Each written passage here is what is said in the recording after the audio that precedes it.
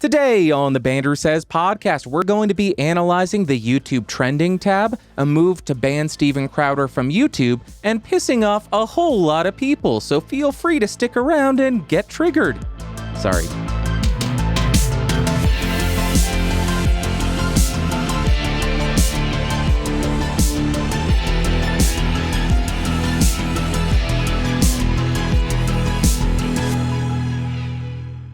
Greetings, Earthlings, and welcome back to episode 170 of the BSP. My name is Bandrew. I want to believe. Like always, down below, there are timestamps of everything that I talk about in case you want to skip around and save a couple of minutes. But if you got the time, I would appreciate you checking out the entire dang episode. If you do want a different version of the show, either audio or video, you can find that at bandrewsays.com. And if you want different podcasts just like this one, you can find those at geeksrising.com. Let's jump right into the news, and we will start with analyzing the YouTube trending tab. There was a video uploaded to a channel titled Coffee Break, and I will link it in the show notes down below. You need to watch this if you upload to YouTube. It is a fascinating and very well done video. The host analyzed a data set of videos that have been on the YouTube trending tab, and in his analysis, he looked at views received prior to getting on the trending tab and how many times someone trended over a 1-year period. What this guy found is there are hugely different thresholds for traditional media to get on trending when compared to a standard YouTuber. For instance, ESPN typically only needed 500,000 views to get onto the trending tab. That's how many views their videos had prior to showing up there. Logan Paul, on the other hand, typically needed 11 million views to get onto the trending tab. This means that over the time frame of this data set, ESPN showed up on the trending tab 84 times because their threshold to entry, the barrier to entry for them, was so much lower. 84 times. Logan Paul, on the other hand, one of the biggest YouTubers on the platform, 4 times. Only trended 4 times because he had to hit around 11 million views before YouTube said it's trending when compared to 500,000 for ESPN. The host also found some really interesting data regarding controversial channels and how frequently they show up on the trending tab. He found this by comparing the trending page data for the US to that of Canada because of the similar time zones. Both of them are English-speaking countries, and both have somewhat similar cultural values, although I would argue that Canada has much more of an aggressive cultural line drawn when it comes to hate speech and controversial jokes. But in the US, these controversial channels, which include PewDiePie, Joe Rogan, H3H3, Jake Paul, and more, all trended between 0 and 4 times each. But in Canada, these same channels trended at the low point 7 times, ranging up to 87 times. 87 times. The theory that the host provides, I should know the guy's name, but I don't, I apologize. But the theory provided is that the US had already rolled out human moderation, while Canada was still algorithmically based. There was not human moderation here. He also goes on to share some findings regarding independent creators like Philip DeFranco and established news outlets like CNN and AP. Philip DeFranco only trended a couple of times in the US and had a barrier to trending of 1.4 million views. The Associated Press, on the other hand, trended 7 times, and their barrier to get on the trending tab was only 10,000 views. So you can see there is quite a difference in treatment depending on what type of outlet is producing the content. So what does this tell us? It essentially just tells us that YouTube has an uneven playing field, which everyone has been saying for a very long time. This is not a new idea. Everybody's been screaming traditional news and traditional media are getting beneficial treatment or priority over the independent creator who has been creating on YouTube forever. That's not a new idea. And as human moderation is rolled out, we may see less of this controversial content or this edgy comedy content on the trending tab. We already don't see it at all in the US, but it is still shown in other countries. But we may start to see that distribution decline in those other countries as human moderation is rolled out, because they don't want to be promoting controversial comedy or edgy comedy. Why would YouTube be doing this, though? Because it gives them a very bad rap. As far as giving traditional media a helping hand, I think it makes perfect sense. I don't like it, but it makes perfect sense to me, and here is my theory why. YouTube wants to draw established media to create content for YouTube, and that's likely because they want the consumers of established media, typically older people who still watch cable news or still watch actual television over the air. They want those consumers that watch that type of content to watch the content not on cable TV, but on YouTube, because if they are watching on the YouTube platform, YouTube can then recommend that viewer something else to watch after they finish that video. And by putting these companies on the trending tab, it gives the illusion that they're doing well and that YouTube is willing to help them reach new people, so the media companies would be more willing to create exclusive content for the platform. So although I hate the idea that these established companies with millions or billions of dollars in funding are getting preferential treatment, they are getting treated better than the creators who need the actual help. It makes perfect sense, because YouTube needs to constantly be growing their revenue because they are traded on the stock market. And you need to have growing revenue if you want your stock price to continue to go up, which everybody does. So it makes perfect sense. They are trying to get new users onto the platform to grow the user base and to grow the ad revenue. I hate it, but it makes perfect sense. As far as the human moderation, I think they're doing this to avoid any kind of blame or backlash. We've seen the amount of criticism that YouTube has gotten over the last few years, and it is insane. It gets so many clicks that these news outlets decide to write hit pieces about YouTube. We'll talk about that next, actually. Yet YouTube wants to help them. It makes no sense. They're helping the people that want to kill them. What are you doing, YouTube? I didn't think about that until just now.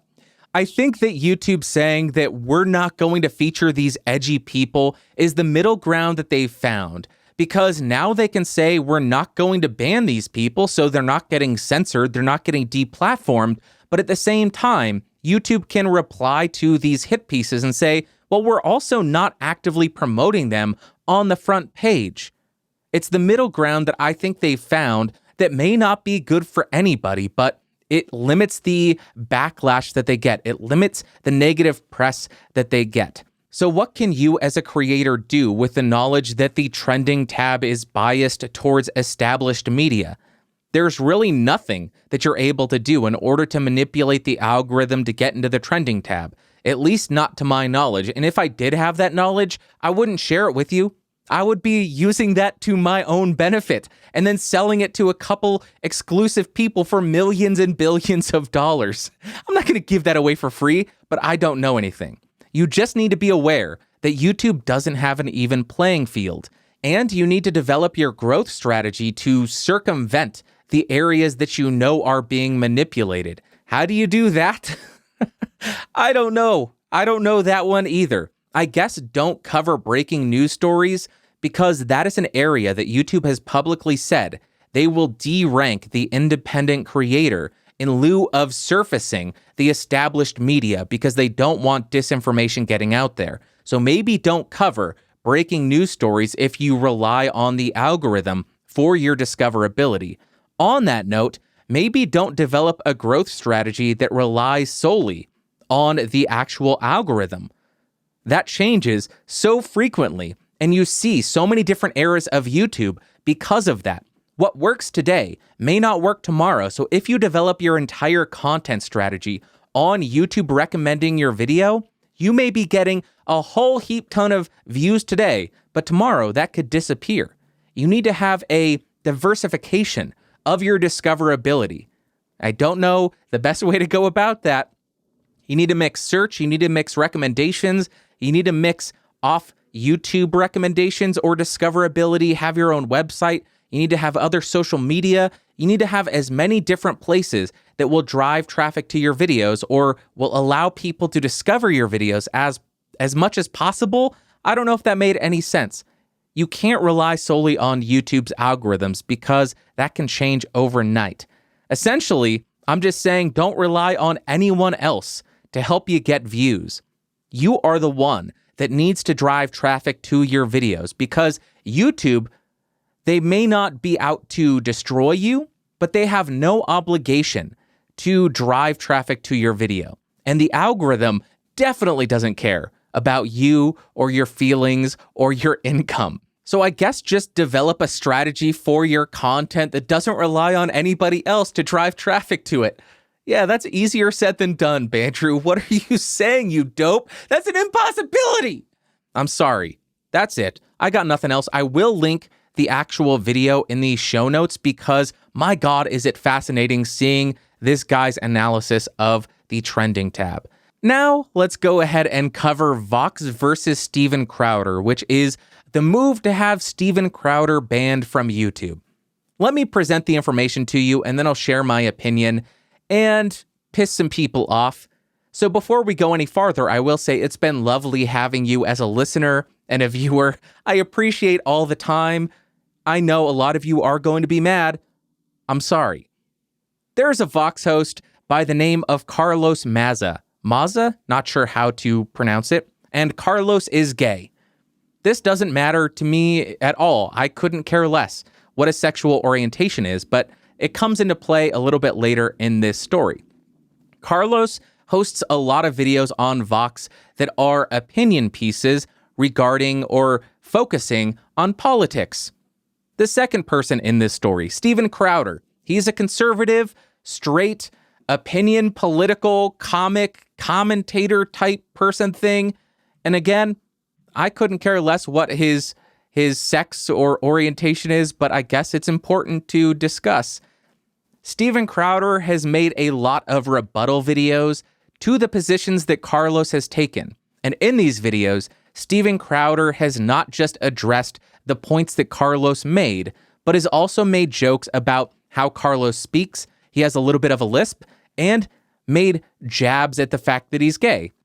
And because of this, Carlos released a string of tweets this last week, essentially shaming YouTube and saying that they are not enforcing their rules and that they are not LGBT allies because this content continues to exist on the platform. And here is where I think a lot of people are going to start to get angry with me, and it's because the entire thing kind of confuses me.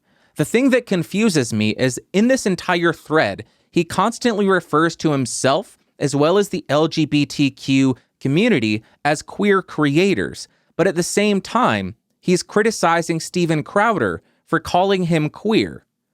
Even further, he also implies that being called Mexican is offensive. I simply don't understand why Carlos is implying that being called Mexican is racist or offensive. I see nothing racist or offensive about that. And I am fully aware that right now I am coming across like I'm supporting bullying, which I am not. So let me try to address it this way. If you're creating a rebuttal video to someone's opinion piece, the best way to win that debate or argument is to attack only their ideas and leave everything else regarding their identity out of it. Leave it out of it. It doesn't matter.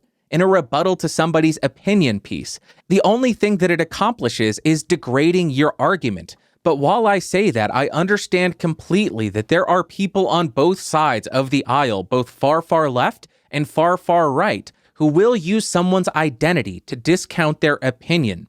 I think that is completely and utterly wrong. But just because somebody is using your identity against you, you shouldn't be using their identity against them. You need to be the bigger person if you want to actually win an argument or a debate. Fight their ideas, not their identity. That's the stupidest thing I've ever heard. I would love to live in a world where bullying and making fun of people's identity or sex or race or anything didn't exist. But regardless of how much that would be amazing, it's simply an impossibility in my mind. I have encountered many instances of bullying, getting soda cans full and unopened thrown at the back of my head from a second-story building. I understand bullying and being picked on. I was in marching band, marching through the middle of the school. I get it. I don't think bullying will ever disappear, and that sucks. But we need to come to terms with that and find out how we can avoid it and move forward. So let's talk a little bit more about this. My main issue with this entire thing is the way that Carlos addressed the issue. He says that YouTube does not care about queer or marginalized creators and doesn't care about diversity or inclusion, presumably because these videos that he linked to and clipped were not taken down. And that is where I disagree with Carlos 100%. If I wanted to, I could use this same train of logic to make the argument that YouTube doesn't care about white creators, Jewish creators, fat creators, or men with higher pitched voice creators, because I have received countless insults on all of those fronts. I may not be Jewish, but a lot of people think I am. And I see a lot of anti-Semitic comments coming my way. I see a lot of insults about me being white. I see a lot of insults about me having a higher pitched voice. I see all of these attacks coming at me. But at no point do I think that is indicative of YouTube not being a platform or not caring about somebody who is white or somebody who has a higher pitched voice or somebody is Jewish. That's just a ridiculous assertion to make based on the evidence here. I don't think that's true in the slightest. And this leads to my issue with the identitarianism movement. I could not care less what color you are, what sex you are, what religion you are, or what sexual orientation you are. But there seems to be a move to compartmentalize, label, and remind everyone all the time that this is what that person is. They are this list of characteristics. You are no longer you. You're a list of the characteristics that you have no control over, rather than your character, rather than the ideas that you have. I am no longer thought of as a weird person who loves music a bit too much, who loves horror films and X-Files and pizza and popcorn and Pellegrino. I am reduced down to, you're a straight white male. That's all you need to know about me. There's no more complexities to my personality or who I am. I'm just a straight white male. That's my issue with it. I don't ever want anybody to be thought of as, you're a black woman. That's ridiculous. That gay person has so much more complexity to them. They are not just a black person. They are not just a gay person. They are not just a white person. They are not just a man. They are not just a woman. It is such a ridiculous move. It's compartmentalizing. It's segregating people again. I hate the fact that is happening, and when people are constantly boiled down into a few characteristics, people actually start to view each other that way. And this move is regressive in my opinion because it leads to people being made fun of for those characteristics that you have boiled them down to. You need to think of people as complex individuals rather than just a few characteristics. I hate it. It is ridiculous, and it is leading to this type of issue. Now, going even a little bit further, I don't think that Carlos really believes that YouTube doesn't care about LGBTQ plus creators. I don't think that's the case at all. I think it's just being positioned this way because it will cause the most backlash against YouTube, meaning there's a higher likelihood that YouTube will be pressured to take down Crowder's videos, because the argument can now be made that YouTube is advocating for the bullying and doxing of a marginalized group. But here's another issue I have with this argument and approach. If the policy being referenced is that you can't post content that's deliberately intended to humiliate somebody, I see that from both sides of the aisle, but I don't see people on the left being criticized and trying to be taken down. For instance, what about videos calling people Nazis or white supremacists when those people being called that do not hold those beliefs? Would that not be a video or a piece of content or a tweet being put out there to intentionally humiliate somebody and destroy somebody's reputation? I would think so. Or what about people criticizing Trump and making fun of him and calling him stupid names like Oompa Loompa or Orange Man? Aren't these videos intended to explicitly humiliate somebody? I would think so. Now, if the argument being made is let's stop any and all criticism of people based on their appearance and characteristics that they have no control over and only criticize their ideas, I am 100% on board, but that's another impossibility in my mind. I don't think that world will ever exist. But again, I really don't think that's what this tweet storm and movement to ban Steven Crowder is really about. I think what it's really about is, hey, we have some name-calling instances in these videos. let's go ahead and use those as a reason to try to deplatform someone who is very critical of our political ideas. But Bandrew, why are you even sharing this? This is just YouTube drama. The reason I'm sharing it is I think this is going to set a pretty strong precedent on YouTube about what you're able to do and say. There are likely hundreds of thousands of videos on the platform that poke fun at people, that make fun of people, whether it be for their appearance or not, that would have to be taken down if it's found that Steven Crowder making fun of somebody is grounds for being banned and deleted. That's why I am sharing it.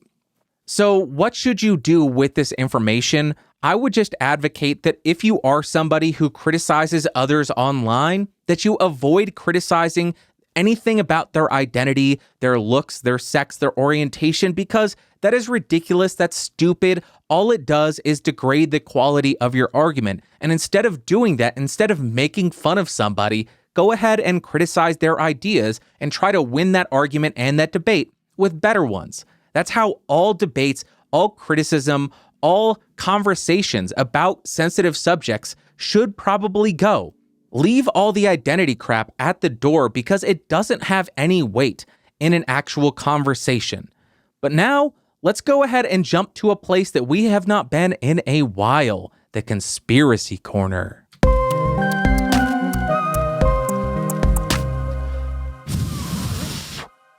Dusty in here. Sorry about that. Dust everywhere. It's been a while. Cheryl, get the duster. You need to clean this crap. You're the worst. All right. Cheryl should be coming with a duster in a second. Let's talk about my conspiracy surrounding this entire thing. What if this is not motivated by the actual desire to end bullying or call someone out for what is viewed as bad behavior? What if it's one of the following actions that is really motivating this push to ban Steven Crowder? First option, maybe NBC Universal, who has invested over $200 million into Vox, is attempting to use identity politics and outrage culture to put a large competitor out of business, which might end up boosting their market share, ultimately increasing their revenue and making that investment profitable. Because that investment has not been profitable. I think they wrote off the entire thing. The second option that I have in my conspiracy corner, maybe this is only being done to cause YouTube drama, since that's such a popular type of content. So maybe that's why they are doing it, to fill the slow news week and boost traffic to their website and create something that allows them to write, YouTube is destroying the internet. YouTube is supporting racism and sexism and bigotry, like they did with PewDiePie, saying YouTube is supporting a Nazi. Maybe that's what it is. They're just trying to get those clickety-clacks. So that's my conspiracy corner. Do I think any of these are actually occurring? Probably not, but I could 100% see this being some kind of corporate maneuver to try to make your investment slightly more profitable, especially after it's just been written off as a complete loss, or maybe just an editor trying to push for more clicks from a certain writer on a website. I don't know. Let's get out of here because I don't think Cheryl's coming back. I asked her to bring the damn duster so I could dust this place, but no. Now I'm gonna get allergies. F you, Cheryl. F you! Sorry about that. This entire story has been incredibly controversial, and I know a lot of people are probably upset with me. And with all of that discussion being out of the way, I would love to pass the question off to you because I am just a dope. I am not well researched in this area of identity politics or marginalization. I'm just a white male. My opinion doesn't matter. So I want to pass the question off to you and get your input here. Do you think that Steven Crowder should be banned for saying these jokes? Do you think that certain things should be off limits when it comes to making jokes? Do you think that all bullying behavior or insult should lead to someone being banned? Do you think that free speech laws should be upheld on privately owned companies' platforms like YouTube? And do you think it's right to boil down everyone into a list of characteristics, i.e., straight white male, gay black female, any of these things? Or do you think that each person should be judged on their actions and their character? Lots of heavy questions this week. My gosh, sorry I'm putting that obligation on you. Not an obligation, but that request out to you. I will link the videos and the articles in these show notes if you want to check the original posts. One piece of very quick Twitter news. Twitter is allowing you to host up to 3 guests on your live stream. That's about it. If you're live streaming on Periscope, you can add 3 people, so you can have 4 people talking at the same time. Cool. Good job, Twitter. Nobody's going to use it still. Now let's jump to what you had to say last week. First comment comes from John Hitbox. He says, YouTube didn't promise a living. John, I think that is exactly right, and that is something that is often overlooked and something that is somewhat difficult to come to terms with, but it is completely true. YouTube never said, if you upload, we promise that you are going to make $1 million. Nobody ever said that. Nobody ever said that. And there's not even a clause saying that if you made $1 million last month, we ensure you that you're going to make $1 million tomorrow. They could shut off my ads on all of my videos tomorrow, and I would have no recourse. Sure, I could be pissed off and say, YouTube, you shut off my ads. What are you doing? That was my income.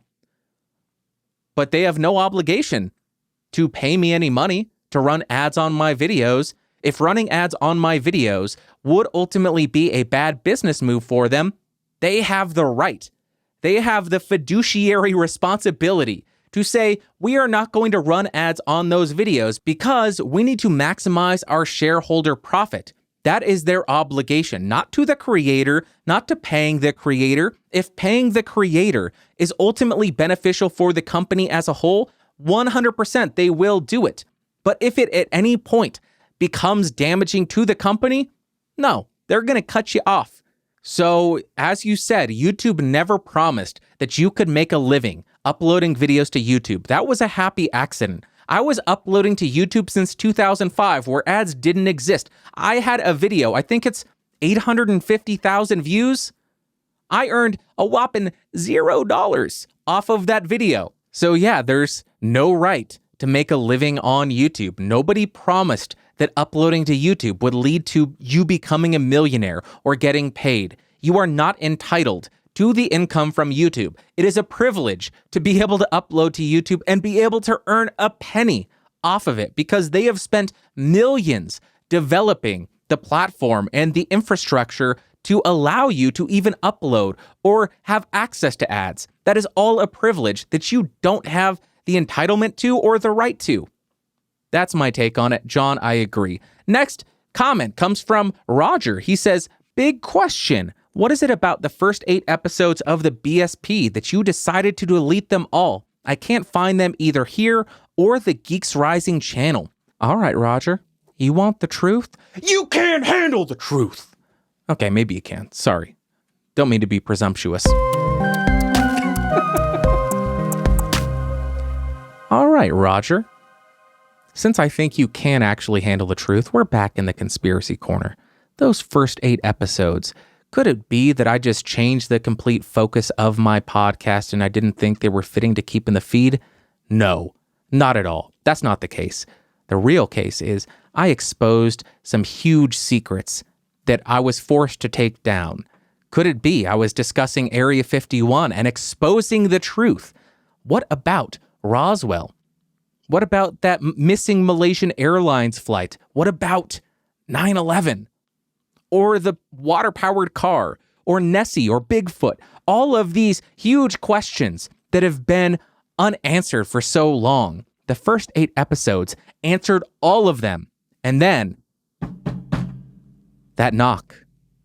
That dreaded knock that everybody who studies conspiracies expects.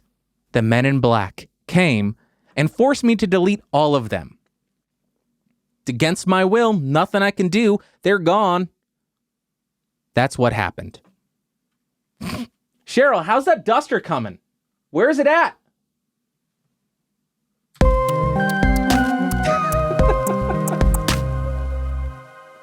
All right, next comment again comes from John Hitbox. He says, Bandrew, does your website have SpeakPipe? John, unfortunately, it does not. I tried to set this up to make it slightly easier for people to submit their audio submissions, And then I found out that it wasn't working on my Libsyn page or my Squarespace page. Oh, crap. I just realized that the browser I use, blocks scripts, which is probably why it wasn't showing up on my web pages. I'm going to go ahead and try to add that again after this show, because I bet they do actually work. My browser was just breaking the code. John, check after the show, after you listen to this, see if SpeakPipe is up on bandrewsays.com or bandrewscott.com. Let's jump to my favorite part of the show, the Ask Bandrew segment.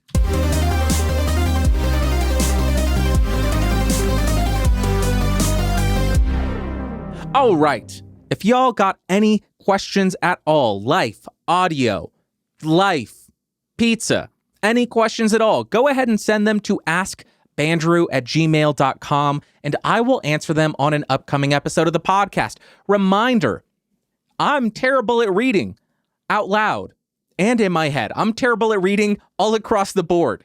If you want to avoid that, save yourself some pain, save yourself some energy from having to scream at your speaker saying, Bandrew is so stupid. Go ahead and send in an audio clip.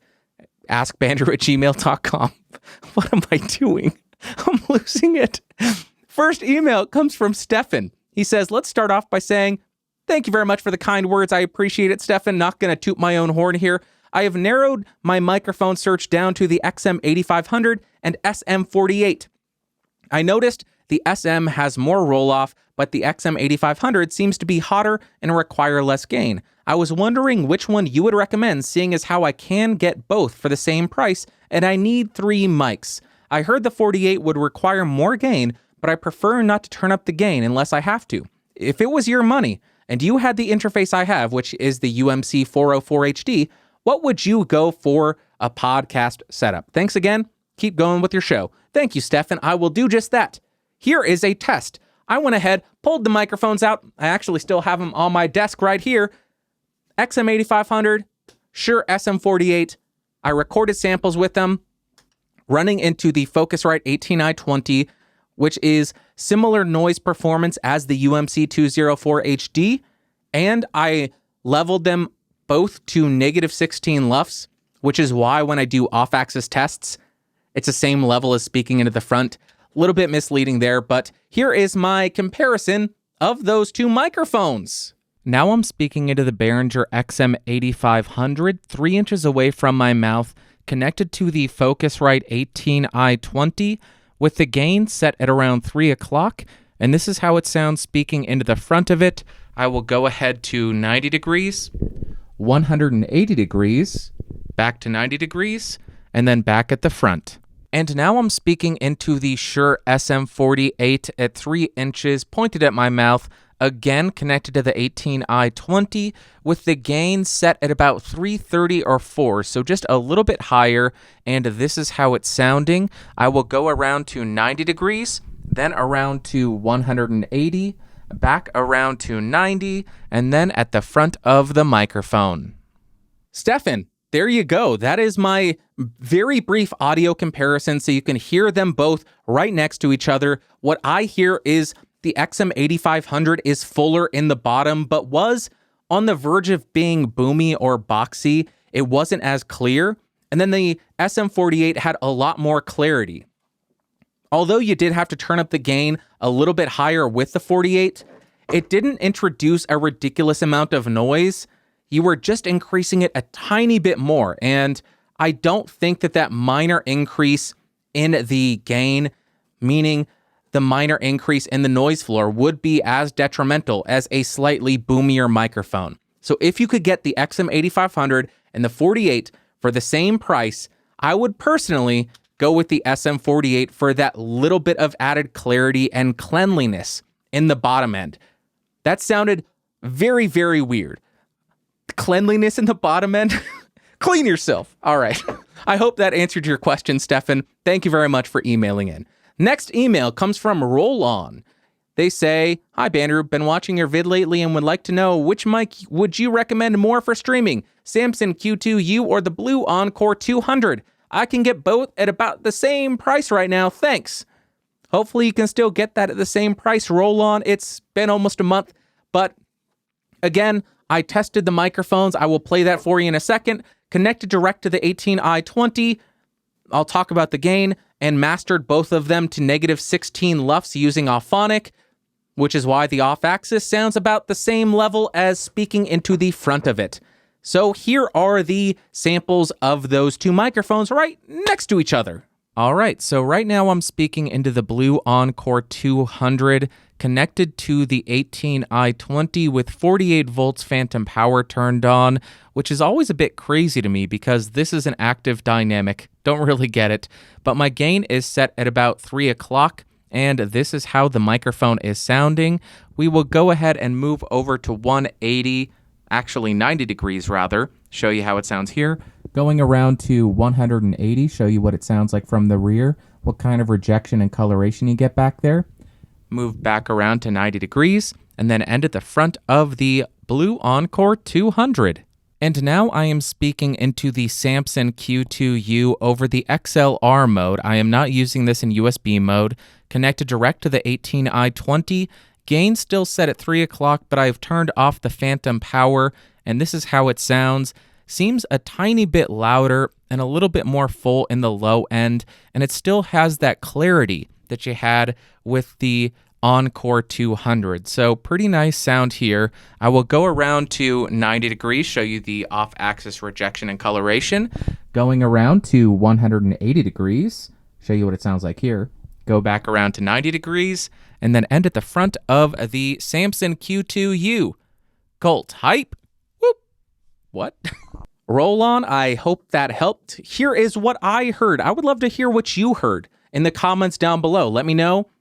What did you think was the best on both of these tests? What I heard, the Blue Encore 200 was a little bit more mid-forward compared to the Q2U, a little bit more honky, just a tiny bit. And it didn't have as big of a boost in the low end or in the high end. The Q2U, on the other hand, had a lot more bass and a lot more treble, giving it a more detailed sound and a little bit more sibilance to it. But both sounded pretty dang good to my ears, so it really will come down to your personal preference. Which one did you like the sound of more? Did you like the more mid-forward Blue Encore 200, or did you like the fuller, more detailed sound of the Q2U, which you would likely have to use a little bit more of a de-esser on? Let me know down below. Hopefully that quick comparison helped you out. All right, that is going to wrap up for today. I did have another email that I was going to answer, but while reading it through, because I'm so bad at reading before, I realized that they also wanted me to compare two microphones. I didn't do that, so rather than just guess, I will go ahead and postpone answering that email until next week, because this show has now become nothing more than an extension of podcastage.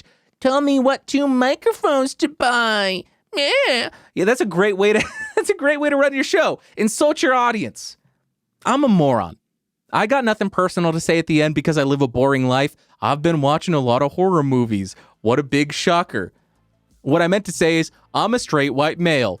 Nah, my opinion doesn't matter. Don't listen to me. What am I doing? I'll talk to y'all next week. Bye.